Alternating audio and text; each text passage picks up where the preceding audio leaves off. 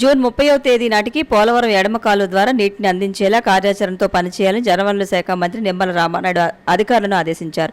ధవళేశ్వర్లోని irrigation cotton guest హౌస్లో ప్రభుత్వ irrigation ప్రాజెక్టులు సలహాదారు ఎం వెంకటేశ్వరరావు, ఈఎన్సీ నరసింహమూర్తితో పోలవరం ప్రాజెక్టు ప్రగతిపై సమీక్షించారు. అనంతరం మీడియాతో మాట్లాడారు. పోలవరం ప్రాజెక్టును పరుగులు పెట్టించాలని కూటమి ప్రభుత్వం కృతనిశ్చయంతో ఉందని మంత్రి పేర్కొన్నారు. పోలవరం ప్రాజెక్టు గురించి మాట్లాడే హక్కు ప్రతిపక్షానికి లేదని, గత ప్రభుత్వం పోలవరం ప్రాజెక్టు పనులు చేపట్టడం పూర్తిగా విఫలమైందని స్పష్టం చేశారు.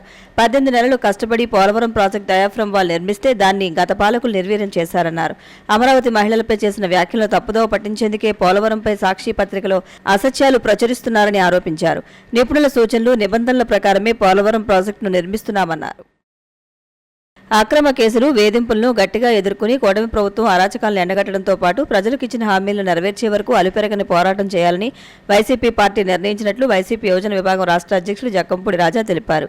తాడేపల్లిలోని వైఎస్ఆర్సీపీ కేంద్ర కార్యాలయంలో యువజన విభాగం రాష్ట్ర కమిటీ నాయకులతో పార్టీ నేత సజ్జల రామకృష్ణారెడ్డి సమావేశాన్ని నిర్వహించారు. పార్టీ కేంద్ర కార్యాలయ ఇన్ఛార్జ్ ఎమ్మెల్సీ లేళ్ల అప్పిరెడ్డి, వైఎస్ఆర్సీపీ యోజన విభాగం రాష్ట్ర అధ్యక్షుడు మాజీ ఎమ్మెల్యే జక్కంపూడి రాజా, మాజీ MLA TGR Sudhakar Babu, youth wing working president Byreddy Siddhartha Reddy, యోజన విభాగం రాష్ట్ర కమిటీ సభ్యులు, జిల్లా అధ్యక్షులు పాల్గొన్నారు. పార్టీని గ్రామ, బూత్ స్థాయి నుంచి బలోపేతం చేయాలని సజ్జల సూచించారు.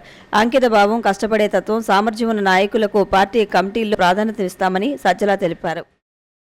గామన్ వంతెన సమీపంలోని కాతేరు తిరుమల విద్యా సంస్థల ప్రాంతంలో ప్రమాదకరంగా ఉన్న మలుపు వద్ద హెచ్చరిక బోర్డును ఏర్పాటు చేసినట్లు ఆర్డీఓ కృష్ణానాయక్ తెలిపారు. ప్రజలు, వాహనదారుల నుంచి వచ్చిన ఫిర్యాదుల నేపథ్యంలో ఆ ప్రాంతాన్ని ఆయన పరిశీలించి హెచ్చరిక బోర్డును ఏర్పాటు చేయించారు.